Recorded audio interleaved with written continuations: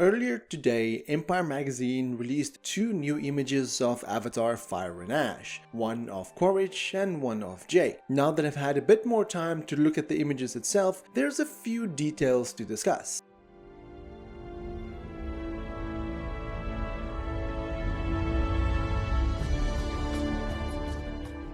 Avatar Theory here, hope you're doing well and having a fantastic day. And if you do want to read the article yourself, which is very interesting and talks about the potential change in Quaritch going forward, you can find the link in the pinned comment and the description below, and I do recommend you give it a read. But looking at the first image, the image of Quaritch, as mentioned in my previous video, you can see that it is of course nighttime and does take place in the forest. He is pretty bruised up in the scene, holding his arm, likely because he's wounded, but you can also see in his one hand he is holding this knife, or like a knife that he made out of a piece of metal, or at least it looks like it. And next to him seems to be some sort of weapon, probably a bow and arrow of sorts that he used during a battle. Now, considering this image takes place in the swamps, or at least it looks like it, I do think it's attached to the scene that we saw in the trailer, where we saw Jake, the Sully kids and Quaritch walk in the water. And this is probably before they get separated, where we see the kids get captured by the Ash clan. And I feel at some point Quaritch and Jake get separated from the kids, and then Lyle comes into the picture, where we then see Jake being handcuffed. We briefly see Jake in handcuffs during that extended clip at the end of the Avatar documentary.